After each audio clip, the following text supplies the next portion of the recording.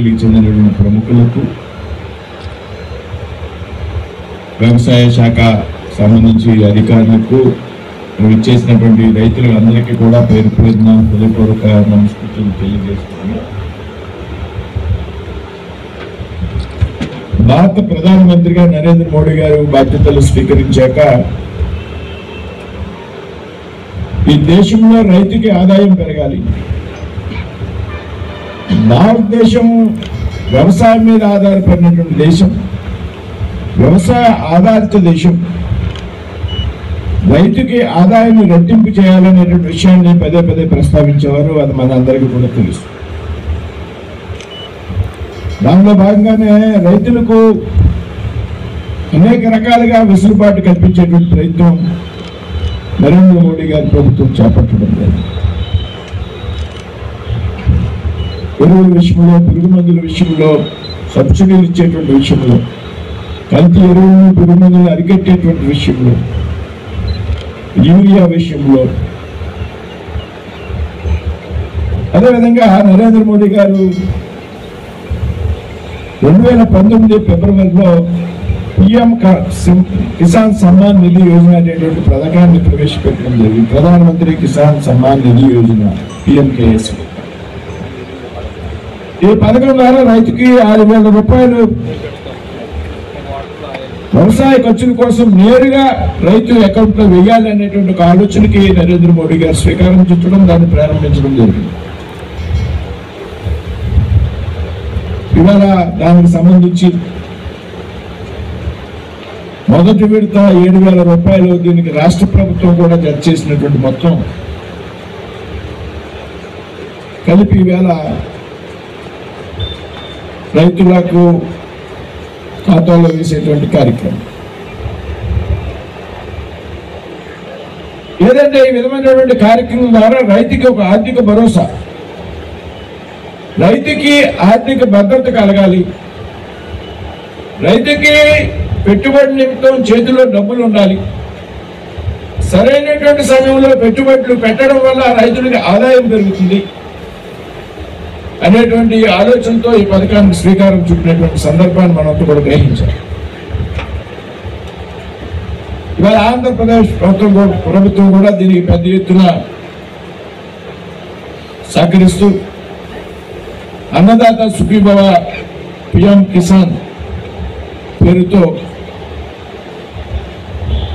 దాదాపు ప్రతి రైతుకి ఎకరానికి ఈవేళ 20,000 రూపాయలు సహాయాన్ని అందించేటువంటి కార్యక్రమం.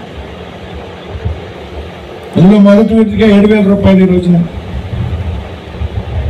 అక్టోబర్లో మరొక 7,000 రూపాయలు రెండో విడతలో, జనవరిలో 6,000 రూపాయలు, ఈ విధంగా 20,000 రూపాయలు 3 దఫాలుగా రైతులకి నేరుగా ఖాతాలో పడేటువంటి సౌకర్యం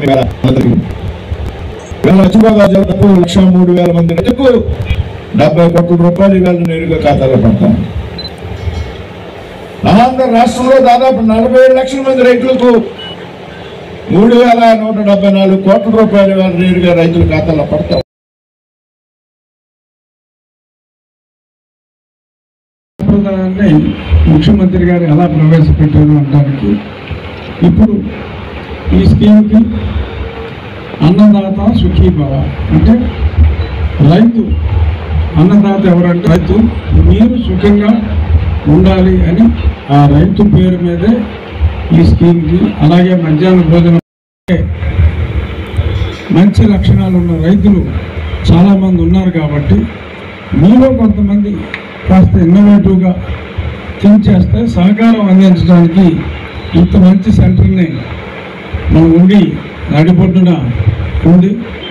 దీన్ని అందరూ సంపూర్ణంగా వాడుకోవాలని, అగ్రికల్చర్ రంగంలో మరింత అగ్రగామిగా మన జిల్లా ముందుండాలని మనస్ఫూర్తిగా కోరుకుంటూ, ఇంత చక్కటి రైతులకు ఇంత చక్కటి మేలు చేయాలన్న సంకల్పంతో ఉన్న కేంద్ర ప్రభుత్వానికి, కేంద్ర ప్రభుత్వం తరపున నరేంద్ర మోడీ గారికి, రాష్ట్ర ప్రభుత్వం తరపున గౌరవ ముఖ్యమంత్రి చంద్రబాబు నాయుడు గారికి, మన రైతులందరి తరపున నా హృదయపూర్వక ధన్యవాదాలు తెలియజేస్తూ ఈ సర్వీసెస్ సంపూర్ణంగా వాడుకుందామని మీ అందరికీ కూడా మనవి చేస్తూ థ్యాంక్ యూ. ఇప్పుడు ప్రధానమంత్రి గారి కార్యక్రమం చూద్దాము.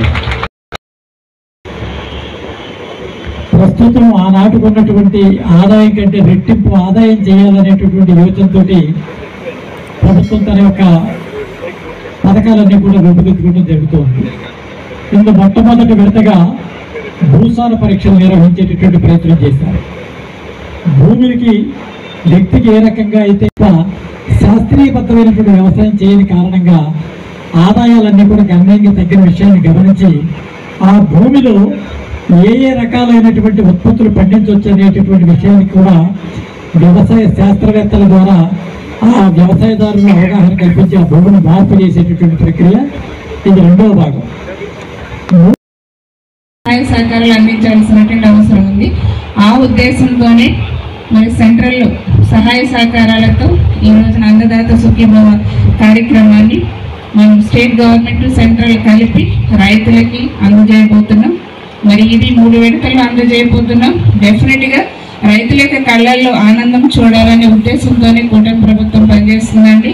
అందులో భాగంగానే సూపర్ 6 హామీలు ఇచ్చాం. ఎలక్షన్ ముందు వచ్చిన తర్వాత అవన్నీ కూడా ఒక్కొక్కటి అమలు చేస్తున్నాం. పెన్షన్ 4000 కానివ్వండి, మహిళలకి ఉచిత 3 గ్యాస్ సిలిండర్లు కానివ్వండి, మరి అంతేకాకుండా 16,000 డిఎస్సి పోస్టులు కానివ్వండి, అన్న క్యాంటీన్లు కానివ్వండి, ఇప్పుడు అన్నదాత సుఖీభవ ఆగస్టు 15 నుంచి మహిళలకి ఉచిత బస్సు పథకం. ఇవన్నీ కూడా ఒక్కొక్కటిగా చేసుకుంటూ మీ సంతోషం చూడాలనేసి ఈరోజు కూటమి ప్రభుత్వం ముందుకెళ్తుంది. మరి డెఫినెట్గా ఈరోజు 47